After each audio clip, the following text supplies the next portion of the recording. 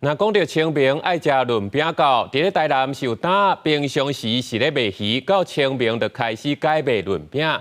这家己嘛业者是干那传料，就传到半暝，一透早就卖超过500斤。手顶摕着面团，伫炉顶面画一空，无一个爱时间，一张一张的润饼皮就已经做好。清明年假来到，做润饼皮的业者已经对半暝12点，无闲到透早，经出动将近10个人协助，估计已经是卖出超过500台斤。从早上做到现在，可能500斤有了哦，好多人哦，2个家庭的哦，应景的对啊。润饼皮每台斤大部分是维持200块，无起价。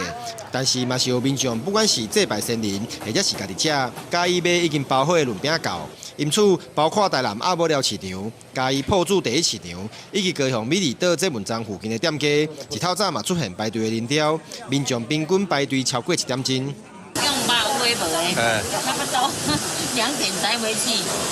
这个一工就爱卖几个？知影嘞，刚刚你这较济了命。哦。讲明仔。平常在这边卖鱼啊，清明节包春卷、肉粽，我们就卖肉粽；汤圆就卖汤圆。有啊有啊，我都会买啊。春卷的价格都愈贵，而且还好。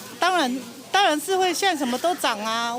虽然每一斤的用料是大部分拢相同，不过食起来滋味味觉是拢无共款。民众嘛拢有无共的介意的原因。清明年假这几天，将会是润饼糕入卖的巅峰期。公司新闻郑云南部综合报道。